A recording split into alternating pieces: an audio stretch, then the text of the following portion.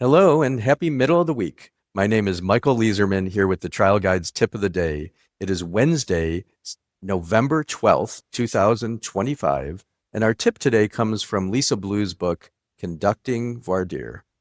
Here to read the tip is Lisa Blue herself. Thank you for being here today. Thank you for having me. Will you read our tip today, please?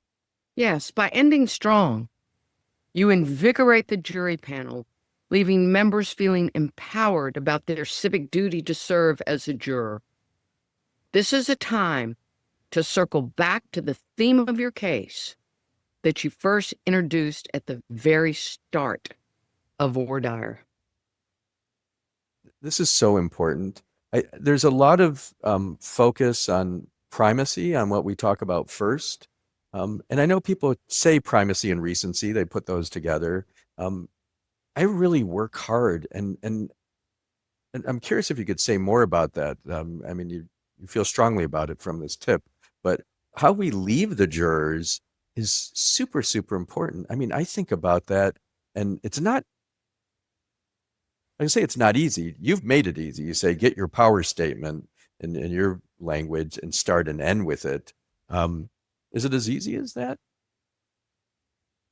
No, it like everything in life, Michael, it takes practice.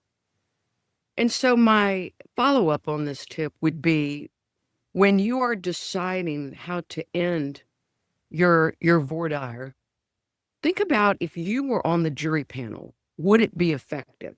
So here's my tip on how I end every single jury selection.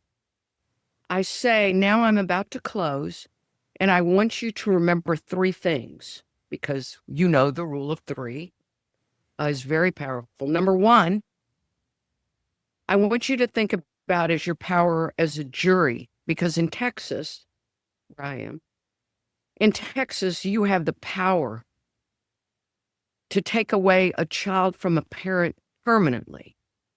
Number two, in Texas, you have the power to put a man or woman to death for a crime they committed. And number three, just like in this case, you have the power to, and you fill in the blank. For example, you have the power to tell companies they cannot put a product on the market without warning innocent people of the dangers and the hazards of the product. That So, is brilliant. You start with the power statement you talk about in your book, which is in your example, to make sure we have safe products. And at the end, what you've done is empowered the jury while reinforcing your power statement. That makes so much sense when you say it. thank you. It's primacy and recency.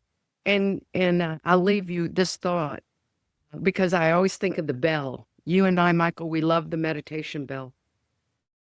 A power statement at the end is like a meditation bell. It kind of has that beautiful wave at the end. And you know, the opponent, the bad guys, I call them, they're going to stand up and they're going to try to get rid of everything you just said. And so when you end with a powerful statement, what you've done psychologically, you've taken those panel members' brain and you have them now thinking about how powerful they are. And it's just a wonderful technique because you don't want the jury panel to pay exact attention when the bad guys get up to what they're saying. You want them to be stuck with the thought that you left them with at the end. Oh yeah, this is brilliant, and I love you giving us the image of the bell. And one of the important things about the bell is to let it ring out. So this is just a reminder when you end that powerfully, and you have the power to tell a company whatever it is in this case, and then let that resonate because so many lawyers will then say, uh, who know, they'll fill in the space. They'll say, Your Honor, I have nothing else. But no, just let it sit there for 10, 15 seconds. That's like a way to let the bell ring. I love that.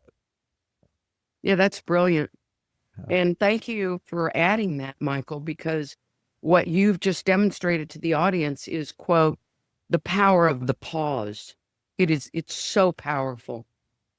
So thank you Absolutely. for that, Michael. Of course. Will you leave us with an intention for the day from you? I know that you spent a lot of your life not just being a great trial lawyer and consultant, but teaching lawyers meditation. And I would love for you to set an intention for us. I would love to do that. And here goes one of my favorite intentions, and that is practicing gratitude.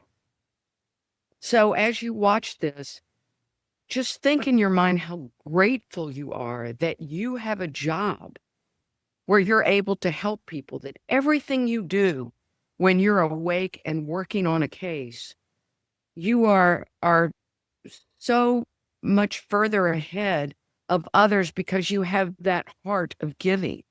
You're actually helping people that don't have a voice get justice in the world. And so to all of you who are doing that, practice gratitude that you are able to have such an amazing, important, meaningful job. So thank you, Michael. Yeah, thank you. And thank you for being here. Let's take a deep breath together and just be grateful to be alive this Wednesday.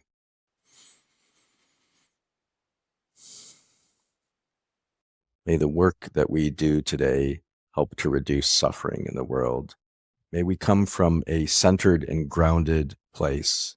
And may this help us to repair the world, to do justice.